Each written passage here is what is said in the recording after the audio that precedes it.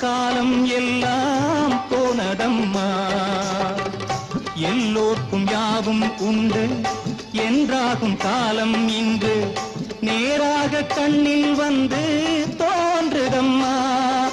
விடியும் வேளை வரப்போகுது, தர்மம் தீர்ப்பை தரப்போகுது, நியாயங்கள் சாவதில்லை என்றும் நியாயங்கள் சாவதில்லை.